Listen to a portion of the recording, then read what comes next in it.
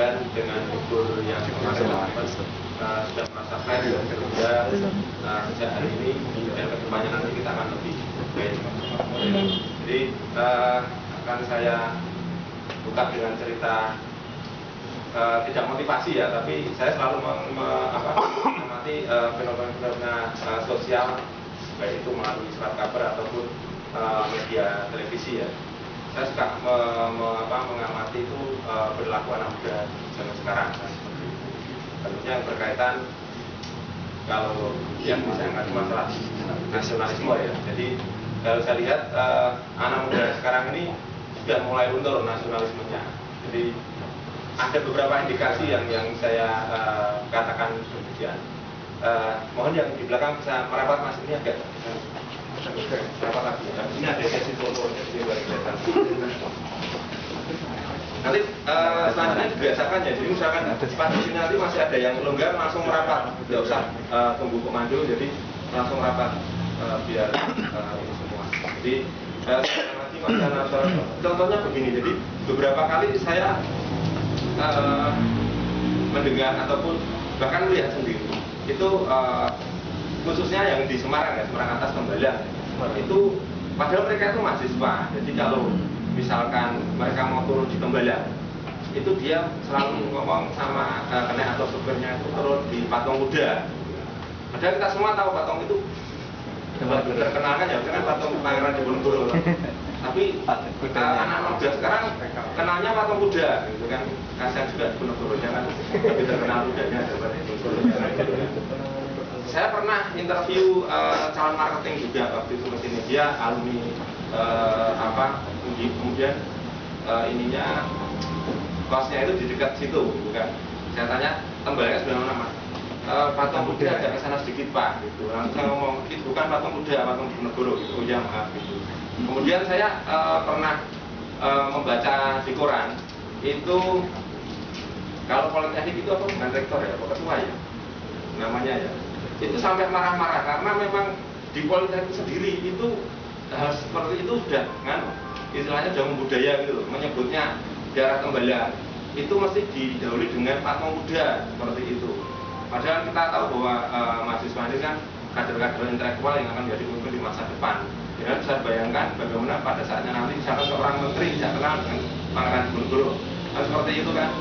Nah, ini cerita dengan Pangeran Diponegoro ini di Salatiga, mungkin yang berasal di daerah sana ya, Salatiga. Itu di Taman Sari itu kan ada dua patung kan, yang dari Semarang Bundaran itu ke kanan. Ini kan ada patung Diponegoro itu. Terus kemudian di sini kan ada patung Jenderal Sudirman itu kan, seperti itu.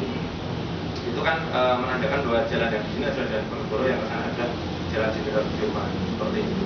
Itu juga mengalami hal yang sama. Jadi saya pernah membaca di koran itu sempat menjadi polemik bahwa patung Diponegoro waktu itu mau dibuat, kalau kita tahu akhirnya Diponegoro kan mesti naik kuda kan, tidak ada Diponegoro berdiri gitu kan, tidak ada, mesti dia naik kuda. Jadi satu dengan kudanya gitu kan. Kemudian senjata yang dibawa adalah keris gitu kan. Di berbagai literatur sejak saya SD sampai SMA itu tidak pernah menyebutkan Pangeran Diponegoro berperang menggunakan tombak ataupun panah. Dan panah mestinya kan Sri Kandi kan Pangeran Diponegoro kan gitu kan. Jadi dia mesti pakai keris gitu kan. Dan di situ pematungnya itu dengan sembarangnya itu membuat Pangeran Diponegoro itu menggunakan sebuah tombak gitu kan. Ini dapat literatur dari mana kan gitu. Pangeran Diponegoro membawa tombak kan, seperti itu kan. Itu kan menjadi perdebatan beberapa sejarawan akhirnya mengatakan bahwa yaitu tadi bahwa nasionalisme sekarang ini sedemikian lunturnya sehingga pematung pun yang dalam hal ini kebanyakan sekarang pematung itu bukan seniman sembarangan. Mereka keluaran dari ITB yang jurusan seni itu ya, pematung itu sekelas Nyoman Warta yang membuat Garuda Berencana gitu kan. Mereka tidak tahu kan Pangeran Diponegoro itu pakainya ini keris bukan tombak kan gitu kan. Dan kita bisa bayangkan anak-anak muda sekarang ini, mungkin adik kita atau anak-anak kita kalau kita tidak didik, kita kenalkan nama-nama pahlawan dan karakternya ya, mereka nanti akan bingung nyebut ini pahlawan siapa gitu kan. Mungkin juga suatu saat berjalan di jalan yang ada patungnya. Kalau proklamator itu kan mesti kan 2 orang kan, Soekarno dan Hatta gitu kan. Kalau mereka nggak tahu mesti nyebutnya kan turun di patung buat Joli kan. Padahal itu orang nggak datang kan, itu kan nggak tahu mereka kan. Bisa jadi juga kalau nanti di Jalan Jenderal Sudirman gitu kan, Jenderal Sudirman itu selalu digambarkan bahwa dia berdiri tegak gitu. Kalau yang di Jakarta itu kan pakai jubah sama tongkat ya, karena waktu berjuang itu kan Jenderal Sudirman kan dalam kondisi sakit sehingga dia selalu pakai jubahnya, pakai tongkatnya itu kan. Dengan di Taman Sari saat itu juga seperti itu, hampir sama semua kan. Itu nanti kedepannya kalau anak-anak nggak tahu, itu mesti nyebutnya turun di patung kakek yang pakai tongkat. Kan ironis sekali kan. Jadi sampai kedepannya nanti itu tanggung jawab kita bersama, artinya bahwa kita harus mendidik mulai dari mungkin yang keluarga adik-adiknya kenalan atau anak-anaknya. Bahkan kalau saya keluarga itu jalan kemana itu bersama anak saya, kalau ada patung mesti tak kenalkan, itu patung siapa li gitu kan. Nah saya akhirnya hafal makanya patung siapa, itu mulai saya didik dari sekarang, karena memang pendidikan untuk masalah nasionalisme ini sangat kurang kan, seperti itu.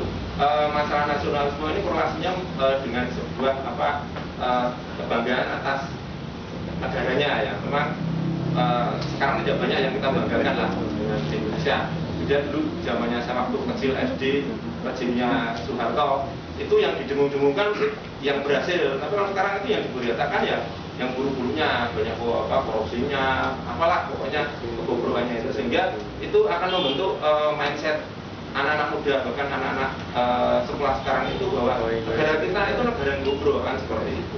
Nah ini ngomong-ngomong masalah kebanggaan, sebetulnya banyak penemuan ilmiah itu yang ditemukan oleh orang Indonesia. Kita mungkin semua tidak tahu ya, tapi akan saya ambil sedikit penemuan kaca spion. Gitu kan. Kaca spion itu yang menemukan orang Indonesia. Mungkin teman-teman tidak banyak tahu kan, jadi jasanya orang Indonesia ini sangat bermanfaat sehingga dipakai di seluruh dunia untuk salah satu keselamatan ya. Kalau tidak ada kaca spion kita akan bingung kan, kalau naik motor sini boleh dulu atau gimana kan gitu kan. Nah ini mobil itu masuk di Indonesia sekitar tahun 1904 gitu kan. Mobil pertama yang pernah masuk di Indonesia salah satu dimiliki oleh Raja Surakarta. Itu sekarang masih dibawa ke Belanda itu untuk museum di sana. Itu dulu mobil pertama masuk. Terus saudagar kaya di Semarang, Juragan Bula waktu itu juga pernah punya mobil yang pertama masuk ke Indonesia. Jadi semua mobil motor yang masuk di Indonesia dulu tidak pakai kaca spion. Kemudian ada seorang anak saudagar dan bangsawan ya, dia diberikan ayahnya itu sebuah motor. Jadi saja namanya Paijo sama Astro kan, gitu kan. Paijo sama Yono, gitu kan. Pak Ijo kan yang punya motor, kemudian dia punya sohib yang namanya Yono kan, dia selalu bergoceng gitu kan. Kalau kemana-mana itu mereka selalu berdua gitu kan. Jadi Pak Ijo yang menggoceng gitu, dia yang mengendarai, Yono yang membonceng itu, dia kalau selalu belok itu dia pasti tanya spion gitu kan. Spion, kalau sepi berarti dia belok kan. Akhirnya kaca itu dinamakan spion karena dia kalau belok selalu tanya spion kan gitu kan. Jadi sepi itu kan dia berbelok gitu kan. Jadi namanya sampai sekarang ini spion. Teman-teman bisa bayangkan misalkan yang membonceng itu namanya ayah, berarti kan spia. Jadi lagunya siapa? Jelas kan. Teman-teman juga bisa bayangkan misalkan yang membonceng itu namanya Ateng gitu kan. Jadi sepiteng gitu kan. Kalau yang membonceng Ateng kan sampai sekarang namanya kaca itu teman-teman nyebutnya malah sepiteng kan gitu kan, bukan spion kan. Nah itu salah satu temuan yang mungkin sekarang diklaim oleh orang-orang barat sana, bahwa sebenarnya itu ditemukan oleh dua orang Indonesia yang bernama Bejo dan Yono. Nah seperti itu. Nah ini mudah-mudahan cerita ini bisa menginspirasi teman-teman yang masih muda ya. Artinya kalau saya mengklaim saya adalah sudah tua karena angkatan jadul lah. Artinya bahwa